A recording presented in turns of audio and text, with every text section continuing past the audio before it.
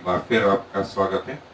और जैसा कि मैंने कहा था कि परमेश्वर ने जो कुछ कहा वो अपने आप में नियम है, अपने आप में आज्ञा है, अपने आप में लॉ है, व्यवस्था है। और यही बात जो है मूसा के तंबू के विषय में भी परमेश्वर ने कहा कि तंबू की साइज ऐसी होनी चाहिए, ऐसी होनी चाहिए, ऐसी होनी चाहिए। उन सब के पीछे कुछ ना कुछ अर्थ था, और वो क्या था वो हम देखते जाएंगे। और अभी तक हमने ये देखा था कि रंगों का जो है, फिर प्राणियों का, फिर जो है धातु का अलग अलग महत्व था। और ये धातुएं, ये रंग, ये खाले जो है मसीह यीशु को कैसे प्रकट करती थी। आज जो है हम मेजरमेंट या माप जो है, लंबाई, चौड़ाई, ऊंचाई, इस पर आएंगे। और इस पर जो है परमेश्वर ने ऐसा क्यों कहा। परमेश्वर ने बाहरी वेदी को कहा कि 5 क्यूबाइट की बनाना या 7 फीट बाय 7 फीट की बनाना। क्यों बनाना, उसमें क्या अर्थ था। उन्होंने कहा कि जो है पानी का पात्र ऐसा होगा। फिर अंदर की वेदी जो है 1 बाय 1 बाय 2.5 की होगी। जो रोटी की मेज होगी वो 2.5 फीट ऊंची होगी और 2.5 फीट चौड़ी होगी, 3 फीट लंबी होगी। ऐसा क्यों कहा। फिर वो मनोरा 6 फीट के लगभग का क्यों होगा। वाचा का संदूक जो है 1.5 बाय 2.5, ये उसका ऐसा क्यों नाप होगा। सो आज हम थोड़ा सा इस विषय पर देखेंगे। और निर्गमन की पुस्तक में 39वां अध्याय और 33 आयत से मैं आपके लिए पढ़ रहा हूं। निर्गमन की पुस्तक 39वां अध्याय 33 आयत से आगे। तब वे निवास को मूसा के पास ले आए, अर्थात हुंडियां, तख्ते, बेड़े, खंबे, कुर्सियां आदि सारे सामान समेत तंबू और लाल रंग से रंगे हुए मेड़ों की खालों का ओढ़ना और सुइसों की खालों का ओढ़ना और बीच का पर्दा, डंडों सहित साक्ष्य पत्र का संदूक और प्रायश्चित का ढकना, सारे सामान समेत मेज और भेंट की रोटी, सारे सामान समेत दीवट और उसकी सजावट के दीपक और उजाला देने के लिए तेल, सोने की वेदी और अभिषेक का तेल और सुगंधित धूप और तंबू के द्वार का पर्दा, पीतल की झंझरी, डंडों और सारे सामान समेत पीतल की वेदी और बाएं समेत होरी, खंभों और कुर्सियों समेत आंगन के पर्दे और आंगन के द्वार का पर्दा और डोरियां और खूंटे और मिलाप वाले तंबू के निवास की सेवकाई का सारा सामान, पवित्र स्थान में सेवा टहल करने के लिए बेल बूटा काटे हुए वस्त्र, हारून याजक के पवित्र वस्त्र और उसके पुत्रों के वस्त्र जिन्हें पहनकर उन्हें याजक का काम करना था। अर्थात जो जो आज्ञा यहोवा ने मूसा को दी थी उन्हीं के अनुसार इजरायलियों ने सब काम किए। अब मूसा ने सारे काम का निरीक्षण करके देखा और उन्होंने यहोवा की आज्ञा के अनुसार सब कुछ किया है और मूसा ने उनको आशीर्वाद दिया। सो आज हम थोड़ा सा मेजरमेंट की ओर आए और आए मेरे साथ में हम कुछ बेसिक चीजों को देखें कि परमेश्वर ने ऐसा क्यों कहा। सो दोस्तों, ये वो लाइन डायग्राम है, एक प्रकार का नक्शा या मैप का है। उस वाचा के संदूक से लगा करके सारी चीजें, जिसे मूसा का तंबू या टेबरनेकल ऑफ मोजेस भी कहा गया है। और जंगल में जो नाप था वो ये करीब स्थापित किया गया। इसकी जो साइज थी, इसकी जो लंबाई है वो करीब 100 फीट और चौड़ाई 50 फीट। और क्यूबाइट जो है वो नाप लिया गया। जो क्यूबाइट है वो करीब 18 इंच का एक क्यूबाइट होता था। सो 18 इंच का एक क्यूबाइट मतलब 1.5 फीट के करीब जो है एक क्यूबाइट को जोड़े। सो अभी मैं आपको क्यूबाइट से बता रहा हूँ। जो मेजरमेंट, जो नाप परमेश्वर ने बताया, उसी नाप के अनुसार जो है, जो मूसा और उनके लोगों ने करीब 1.5 साल के अंतराल में ये तैयार कर दिया था। सो ये 150 क्यूबाइट, 50 क्यूबाइट ये बाहरी आंगन का हिस्सा था, और अंदर का जो हिस्सा था ये वाला, ये 2 भागों में जैसा हम देखते आ रहे हैं बटा हुआ था कि ये 20 लंबाई 20 फीट के करीब और 10 बाय 10 का ये हिस्सा, चौड़ाई 10 क्यूबाइट की। सो 20 बाय 10 का ये पवित्र स्थान और 10 बाय 10 का ये महापवित्र स्थान। सो ये मेजरमेंट है। फिर जो है ये बाहरी आंगन में पहला जो वस्तु थी वो अल्टर ऑफ बर्न ऑफरिंग या वो तांबे की वेदी थी, जो करीब 5 क्यूबाइट की, मतलब लगभग 7 बाय 7 फीट की थी। वो काफी बड़ी थी। और इसके बाद में जो है ये धोने का पात्र पीतल का, जो इस वेदी और इस गेट के बीच में रखा हुआ था, और याजक लोग अपने हाथ पांव यहाँ धो करके फिर अंदर प्रवेश करते थे। और इसके दाहिने घुसते से जो है दाहिने हाथ पर जो है वो भेंट की रोटी थी, और इस टेबल का साइज था 2 बाय 1 इंटू 1.5 क्यूबाइट, लगभग जो है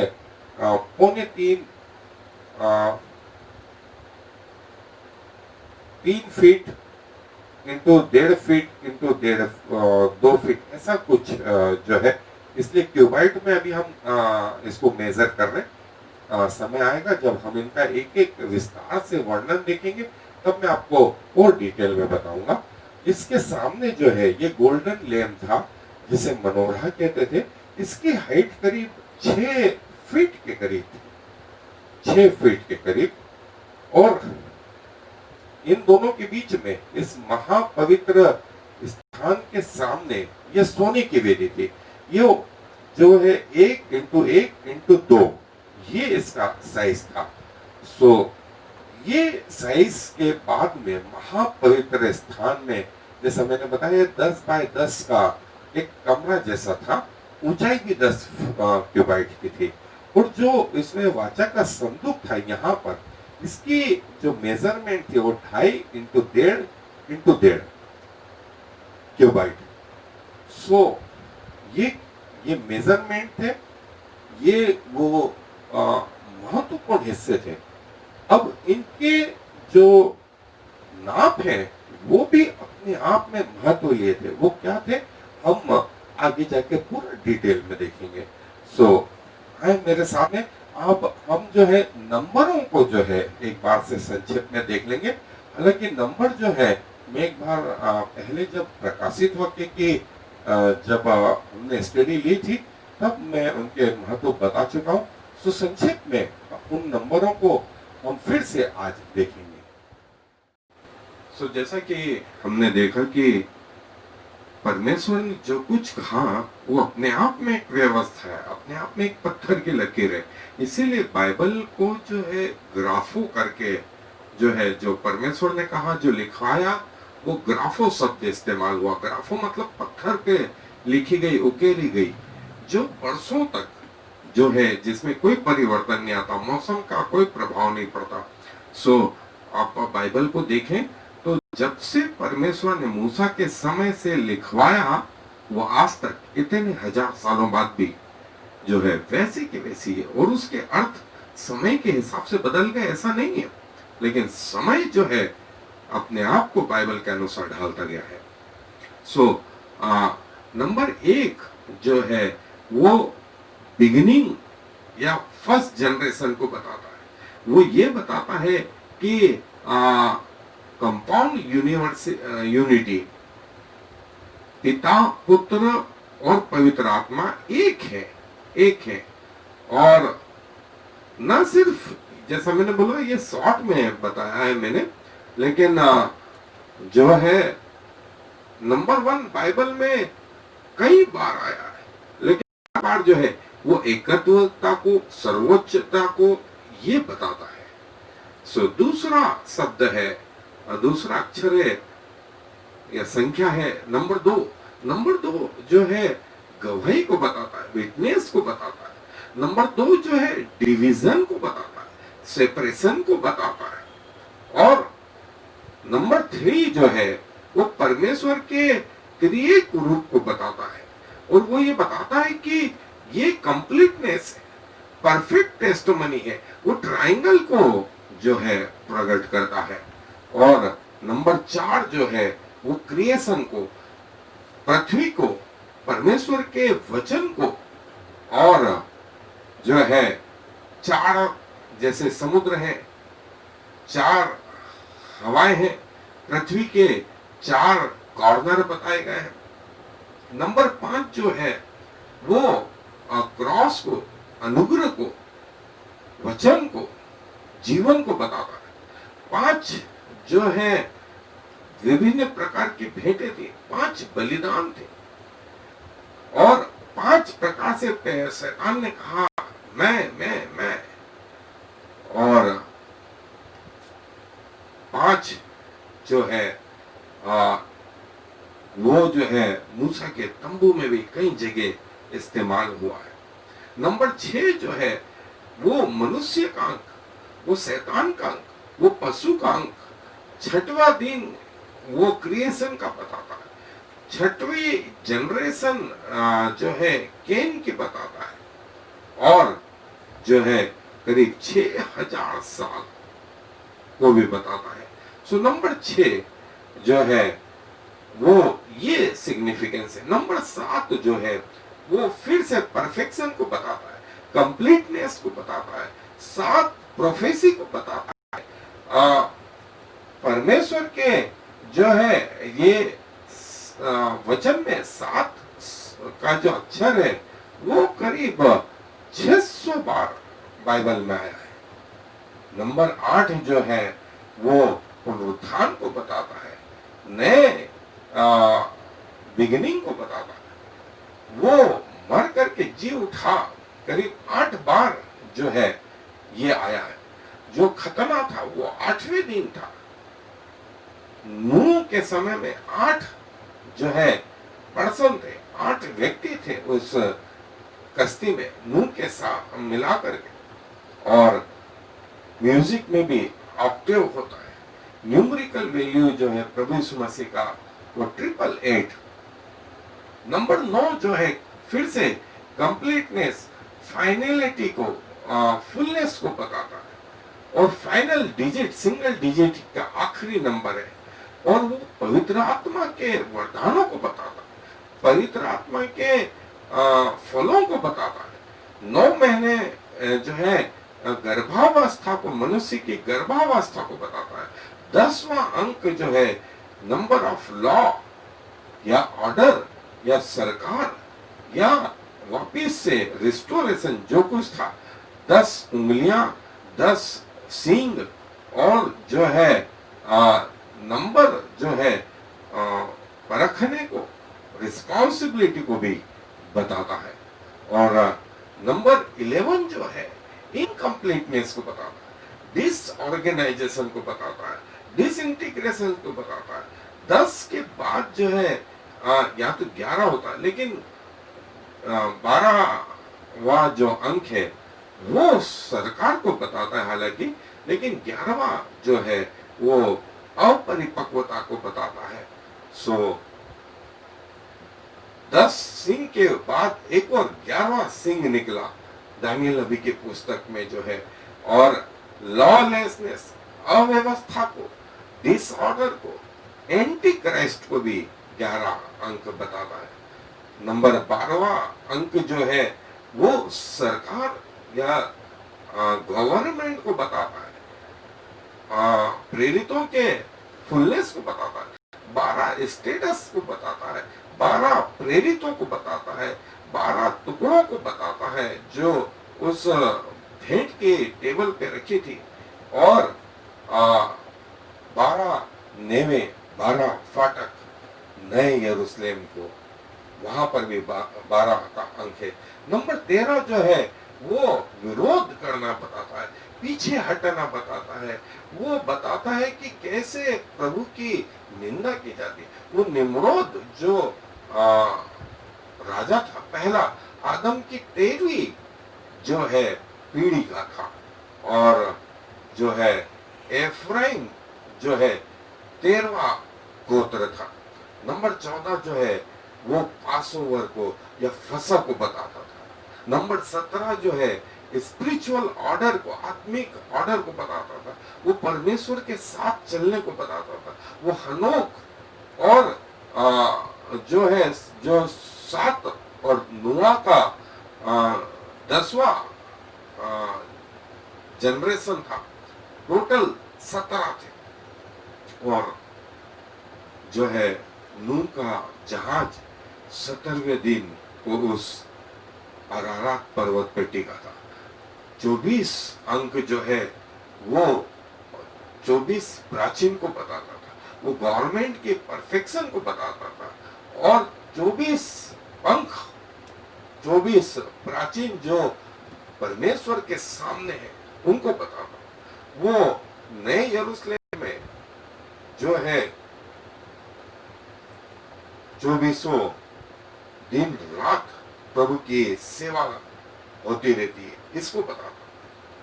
नंबर 30 का जो अंक है वो पवित्रता को बताता था, और वो ये बताता था कि मैच्योरिटी ऑफ मिनिस्ट्री जो है मिनिस्ट्री में परिपक्वता को बताता था। और नंबर 40 जो है वो परखना और विजय जीवन को, वो जो है न्याय को बताता था। और 40 अंक जो है बार बार जो है 40 दिन के उपवास, मूसा 40 दिन 40 रात जो है पर्वत पे रहा। प्रभु यीशु मसीह 40 दिन के उपवास रखते रहे। पौलुस जो है 40 दिन जो है उन जहाजों पे रहा। और कई जगह 40 दिन का समय आया।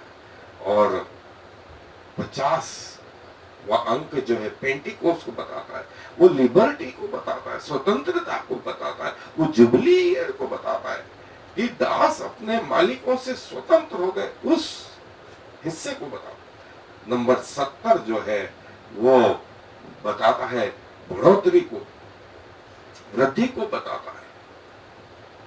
और 75 जो अंक है वो जो है ये बताता है अलगाव को, वो बताता है पवित्रीकरण को, शुद्धिकरण को बताता है। और बाइबल में इनके रेफरेंसेस आए, इनके जैसे मैंने बताया है कि हम थोड़ा सा अध्ययन कर रहे हैं। डिटेल में जो है हम बाद में देखेंगे जो तंबू से संबंधित है। लेकिन यहाँ मुझे ये आवश्यक लगा कि आपको इन अंकों के बारे में भी जो है बता दूं कि हर अंक, हर कलर, हर मेटल, हर जानवर जो है उसका अपना महत्व है। और 120 जो है वो बताता है कि 120 जो है लाइफ इन स्पिरिट, और 120 का जो आंकड़ा है वो आरंभ को और सारे जो है मानव जाति के अंत को भी बताता है। और 120 वर्ष की आयु होगी ऐसा कहा गया है परमेश्वर में। और 144 जो अंक है वो 144 जो है 1,44,000 लोगों को प्रकाशित वाक्य में भी बताता है, उसके 7वें अध्याय में, उसके 21वें अध्याय में। और अल्टीमेट क्रिएशन जो है परमेश्वर के बताता है। और 153 नंबर ऑफ रिवाइवल और इलेक्टेड लोगों को बताता है।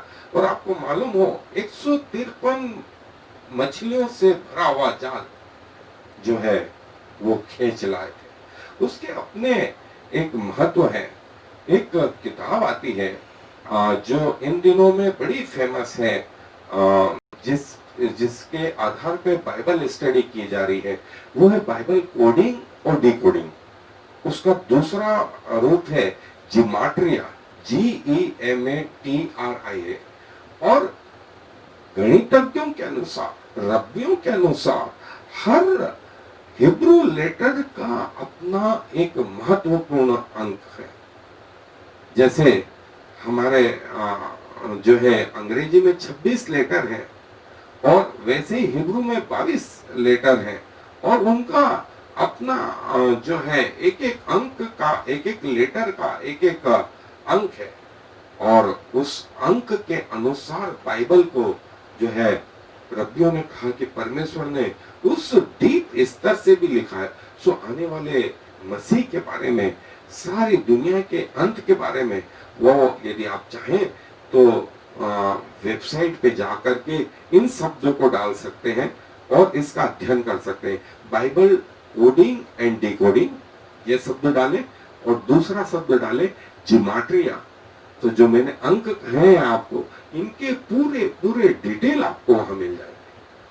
और 666 जो है वो एंटी क्राइस्ट का, शैतान का गिरने का, ये जो है वो अंक है।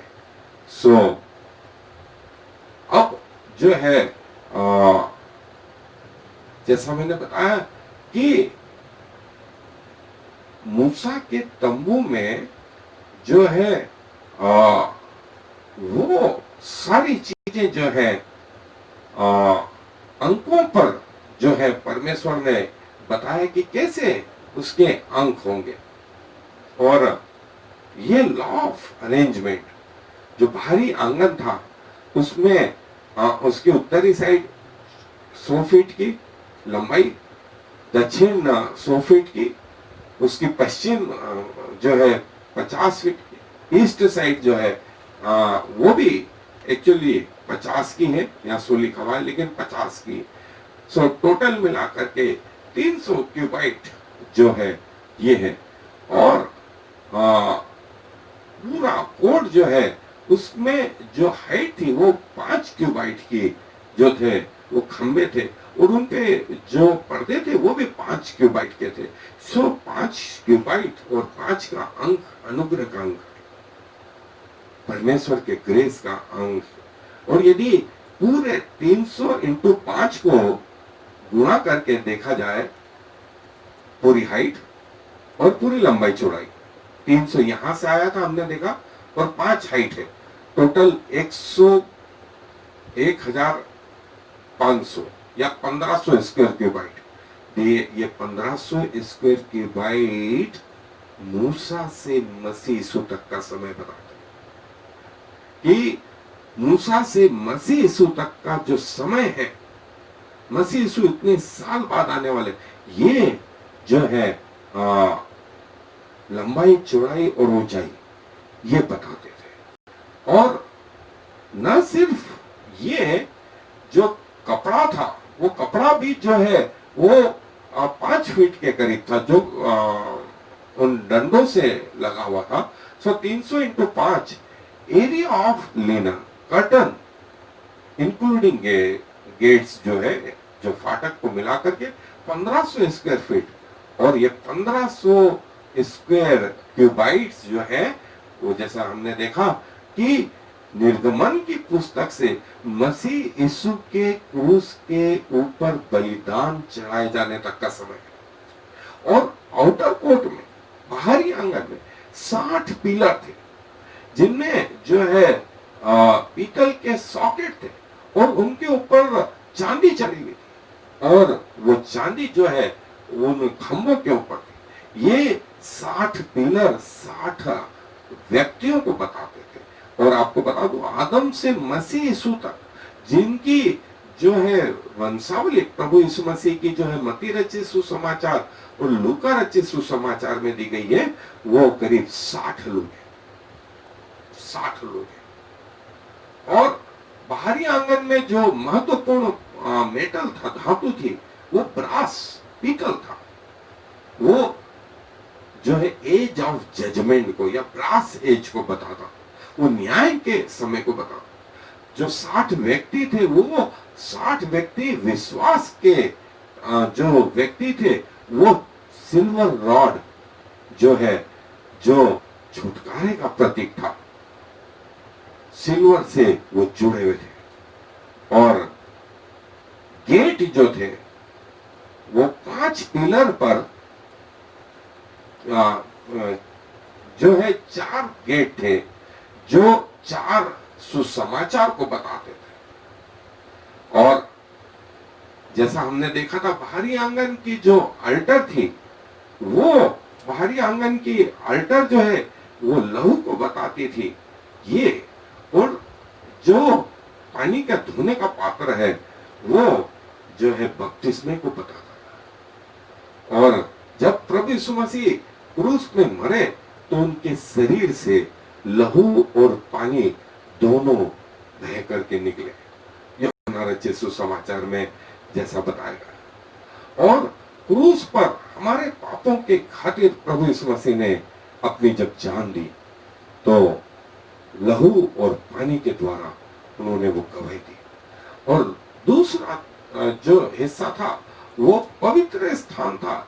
जो पवित्र स्थान जो है वो जिसको होली प्लेस बोलते थे, इसकी साइज थी 20, मैंने बताया था 20 लंबाई, 10 चौड़ाई और 10 ऊंचाई, तो 20 इंटू 10 इंटू 10 2000 क्यूबाइट।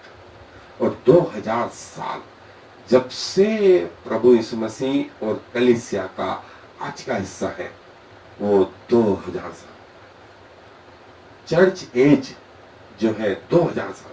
और जो इसमें महत्वपूर्ण 3 आर्टिकल थे, 3 वस्तुएं थी, मनोरा वो कैंडल या दीपक, दूसरा वो सोने की अल्टर वेदी, और तीसरा वो भेंट के रोटी। और ये जो है इनके ऊपर सोना मड़ा हुआ था और ये सिल्वर के सॉकेट में, चांदी के सॉकेट में जो है थी। तो सिल्वर छुटकारे को बताता, उसमें डंडे लगाए जाते थे, वो रैंसम मनी को बताता, वो छुटकारे को बताता। और जो है ये डिवीजन 2 प्रकार के एंट्रेंस थे। पहला एंट्रेंस जो सबसे बाहरी हिस्से में था, बाहरी आंगन में था, जो 4 जो हिस्से उसमें पर्दे थे, 4 गॉस्पेल को बताते। और दूसरा जो पर्दा था वो पवित्र स्थान और बाहरी आंगन के बीच में था। और तीसरा जो पर्दा था वो पवित्र स्थान और महापवित्र स्थान के बीच में जा।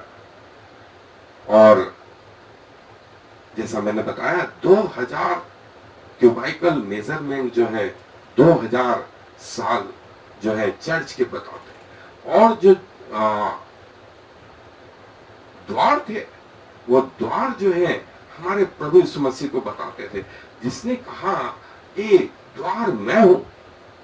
और बाहरी जो हिस्सा है, आउटर कोर्ट है, लॉज है, न्याय का समय है, वो बंद हो गया और अब जो है चर्च एज शुरू हो गया, पवित्र स्थान का स्थान शुरू हो गया।